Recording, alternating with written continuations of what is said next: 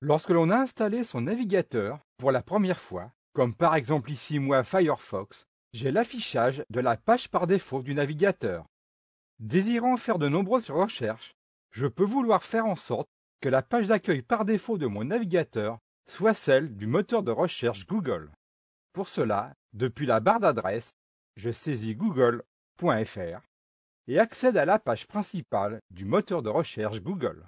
Désirant faire de cette sorte ma page par défaut, depuis le menu Outils de mon navigateur, je choisis Options et clique sur le bouton Page courante. La page http://www.google.fr sera donc la page par défaut de mon navigateur. Je clique sur OK pour valider mon choix.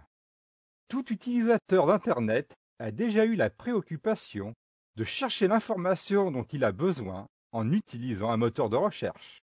Google fait partie des plus performants et des plus populaires.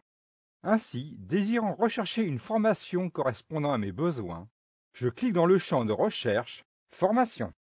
Vous remarquerez automatiquement que la saisie prédictive de Google fait une recherche sur les occurrences les plus pertinentes. Je continue par taper le mot « Formation » et accède à une proposition de rubrique que je peux également choisir. Désirant faire une recherche sur une formation générale, je clique alors sur « Formation ». Je suis alors en présence de l'affichage de la requête de ma recherche, et cette recherche est compartimentée en plusieurs zones. Dans la partie supérieure, je retrouve l'intitulé de ma recherche, ici l'affichage des 10 premiers résultats, parmi les 148 millions de pages correspondant à ma recherche. Google m'avertit que cette recherche a duré à peu près 0,12 secondes. Dans la partie supérieure, légèrement surlignée de jaune, je suis en présence de liens commerciaux mis en valeur par le moteur Google. Ces liens sont sponsorisés, peuvent aider dans ma recherche, mais ne sont pas souvent pertinents par rapport à mon besoin. J'ai également dans la partie droite un certain nombre d'encarts publicitaires correspondant également à ma recherche. C'est par le biais de ces liens publicitaires que Google appuie son modèle économique et tire une partie de ses revenus. Dans le corps proprement dit de la page, j'ai accès alors à de nombreuses possibilités de navigation à travers les pages trouvées par les moteurs Google.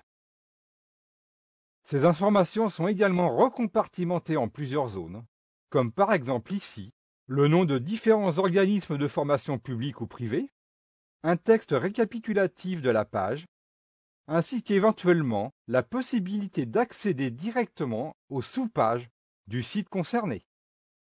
Dans la partie inférieure de la page, j'ai également la possibilité d'accéder à des recherches apparentées aux mots-clés que j'ai saisis, ou bien alors d'accéder aux nombreuses autres pages en cliquant sur les numéros d'index ou les nombreux hauts de Google. Je pourrais bien évidemment cliquer sur Suivant ou Précédent. Lors de ma première recherche, j'ai simplement tapé le mot Formation. Je m'aperçois que si ce mot peut être pertinent, il n'est pas suffisant pour affiner ma recherche.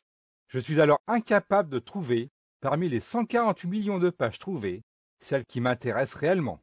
Je peux alors affiner ma recherche en tapant un deuxième mot-clé séparé par un espace. Par exemple, tutoriel. Et clique sur Rechercher. J'accède alors aux 496 000 pages de ma nouvelle requête. Recherchant alors plus particulièrement des tutoriels vidéo, je rajoute un nouveau mot-clé. Désirant me former sur un logiciel d'animation de page web comme le logiciel Flash, je tape alors Flash. J'accède alors aux résultats de ma requête concernant les 350 000 pages. Je peux alors l'affiner de façon complémentaire en tapant par exemple Vidéo to Brain.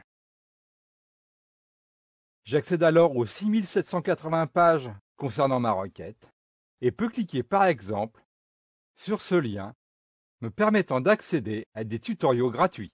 J'ai donc ici, grâce en affinant ma recherche à travers les différents mots-clés, accédé à la page qui m'intéressait.